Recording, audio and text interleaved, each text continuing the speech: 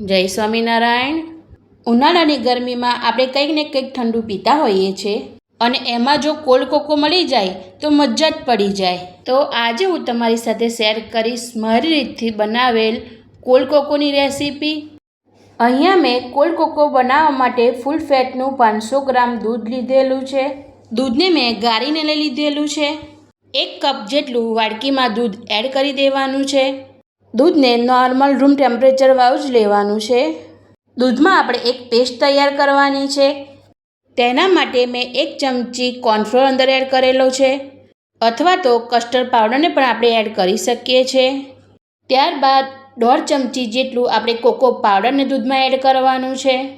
Cold cocoa બનાવવા માટે સારી બ્રાન્ડનો જ કોલ્ડ કોકો યુઝ કરવાનો છે। કોર્નફ્લોર અને કોકો પાવડરને દૂધમાં મિક્સ કરી લેવાનું છે। દૂધમાં બધું ઓગળી જાય તે પ્રમાણે બધું મિક્સ કરી લેવાનું છે। આ રીતની સ્મૂથ પેસ્ટ તૈયાર કરી લેવાની છે। આગળની પ્રોસેસમાં જે આપણે બાઉલમાં દૂધ એડ કર્યું હતું તેને ગેસ પર મૂકી અને દૂધને ગરમ કરવા મૂકી દેવાનું છે। ચમચાની મદદથી દૂધને સતત હલાવતા રહેવાનું છે, જેથી કરીને દૂધ નીચે ચોંટે નહીં, અને ગેસની આંચને પણ મીડિયમ રાખવાની છે। દૂધમાં એક ઉભરું આવે ત્યારબાદ આપણે જે પેસ્ટ બનાવી હતી તે દૂધમાં એડ કરવાની છે। કોર્નફ્લોર દૂધમાં ચોંટે નહીં તે માટે દૂધને સતત હલાવતા રહેવું પડશે। કોકોનો ટેસ્ટ બેલેન્સ કરવા માટે મેં અડધી ચમચી જેટલી કોફી અંદર એડ કરેલી છે અને દૂધમાં મિક્સ કરી લેવાની છે। કોફી દૂધમાં મિક્સ થઈ જાય ત્યારબાદ ડાર્ક ચોકલેટને અંદર એડ કરવાની છે। અહીંયા મેં ઘરમાં રહેલી ડાર્ક ચોકલેટને દૂધમાં એડ કરેલી છે।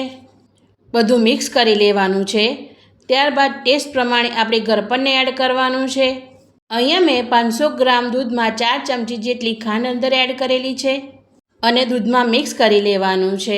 તમને જો મારી કોલ્ડ કોકો બનાવવાની રીત ગમે તો લાઈક અને શેર ચોક્કસ કરજો અને મને કોમેન્ટમાં પણ જણાવજો। આ પ્રમાણેનું દૂધ ઠીક થઈ જાય ત્યારબાદ ગેસની આંચને બંધ કરી દેવાની છે અને દૂધ ઠંડુ થશે તેમ વધુ ઠીક થશે। રૂમ ટેમ્પરેચર પર આવે ત્યાં સુધી દૂધને ઠંડુ થવા માટે રહેવા દેવાનું છે। દૂધ ઠંડુ થાય ત્યારબાદ એને ગાળી લેવાનું છે। આ પ્રોસેસ કરવાથી આપણે જે કોર્નફ્લોર અંદર એડ કર્યો હતો એને લીધે જો ગાંઠા રહી ગયા હોય તો બધા દૂર થાય છે। કોકોના મિશ્રણને હવે આપણે ઠંડુ કરી લેવાનું છે। ઠંડુ કરવા માટે એને 4 થી 5 કલાક માટે ફ્રીજમાં મૂકી દેવાનું છે। ઠંડુ થયા બાદ મિશ્રણ હવે ઘટ થશે। તો કોલ્ડ કોકો બનાવવાનું મિશ્રણ તૈયાર થઈ ગયું છે। આપણે એને સર્વ કરી લઈએ। તેના માટે મેં અહીંયા કાચનો એક ગ્લાસ લીધેલો છે।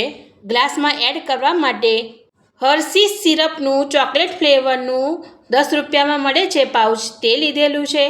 તેને ચારે બાજુ ગ્લાસમાં એડ કરી દેવાનું છે। આ રીતનો ગ્લાસ તૈયાર થાય છે। ત્યારબાદ હવે કોલ્ડ કોકો મિલ્ક બનાવ્યું હતું તે અંદર ગ્લાસમાં એડ કરી દેવાનું છે। તો તૈયાર થઈ ગયું છે આપણું કોલ્ડ કોકો। એને ઠંડુ થયા બાદ જ સર્વ કરવાનું છે। કોલ્ડ કોકો સર્વ કરતાં એક ખાસ ધ્યાન રાખજો કે ક્યારેય અંદર આઈસ ક્યુબ એડ નથી કરવાના। જો બરફ એડ કરશો તો કોલ્ડ કોકો પાતળું થઈ જશે અને પ્રોપર એનો ટેસ્ટ નહીં આવે।